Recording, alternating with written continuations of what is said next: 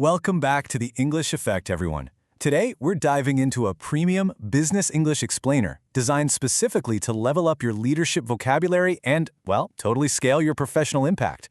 If you're a modern global professional trying to master the art of delegation, you are in exactly the right place. So let me ask you a really real question to start us off. Are you trapped doing it all yourself? In today's hyper-fast corporate world, so many of us carry this immense stress because we genuinely believe that personally handling every single detail is literally the only way to guarantee success. But as we're going to see, that mindset, it's actually a massive bottleneck on your potential. To break out of that trap, we've got to master our first piece of core vocabulary right off the bat, and that is delegation. Delegation simply means giving someone else the responsibility and the authority to act on your behalf. Look, it's not just passing the buck or, dumping your busy work onto a junior. It's a highly strategic transfer of power that's absolutely crucial for building trust and expanding your team's overall capacity to get things done. Here's our roadmap for today's Executive Masterclass. We'll be looking at the leadership capacity trap, defining effective delegation, overcoming workplace barriers, the strategic delegation process, fostering trust and empowerment, and finally, your next leadership steps. Let's jump in. Section 1. The Leadership Capacity Trap, Breaking the Cycle.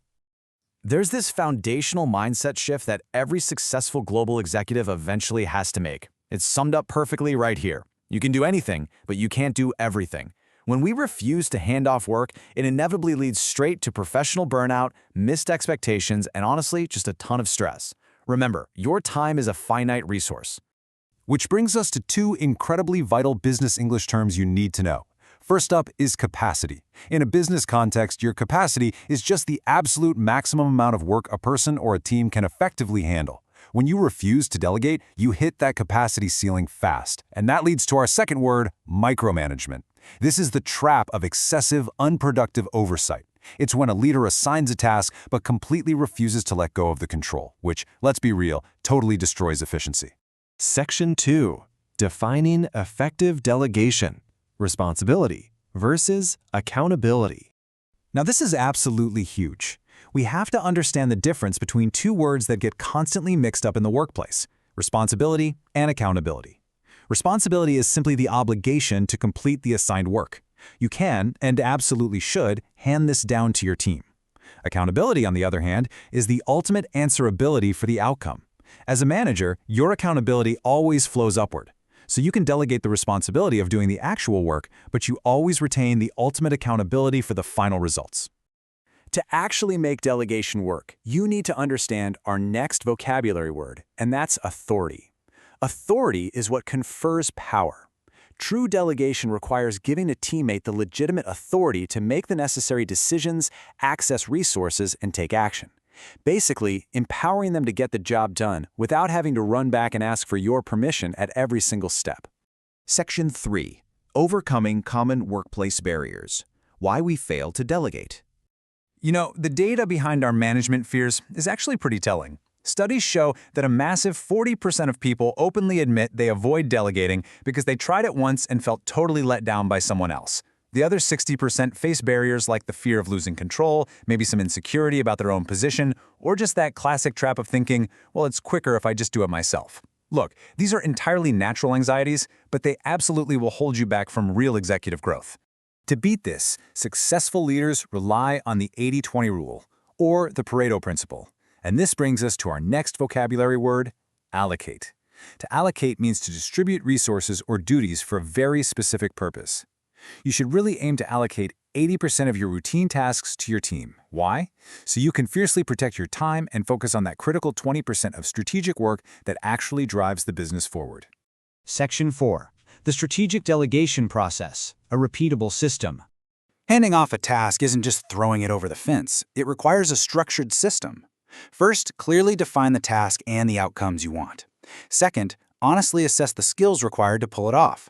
And third, decide who to assign it to. Now, during this third step, you might realize a team member needs a bit of upskilling. Upskilling is our next vocabulary word.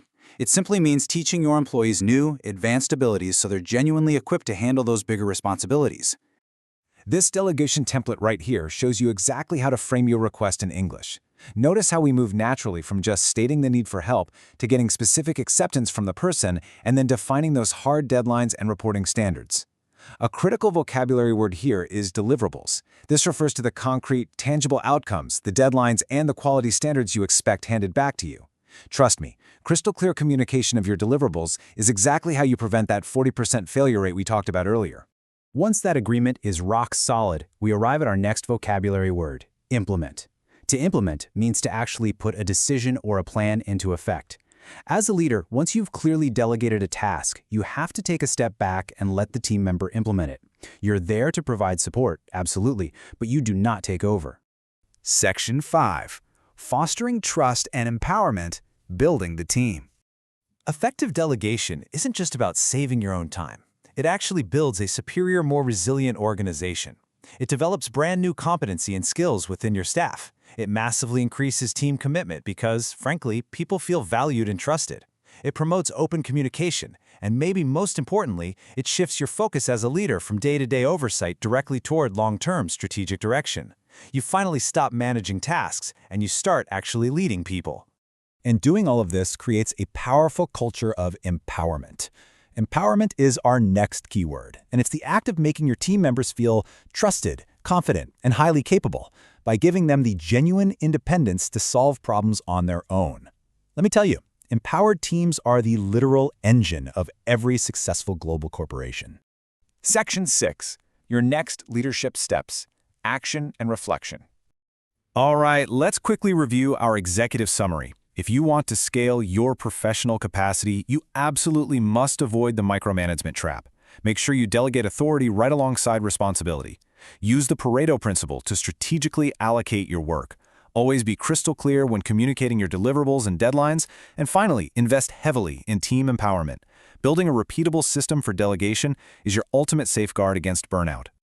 So I want to leave you with this final, somewhat provocative thought.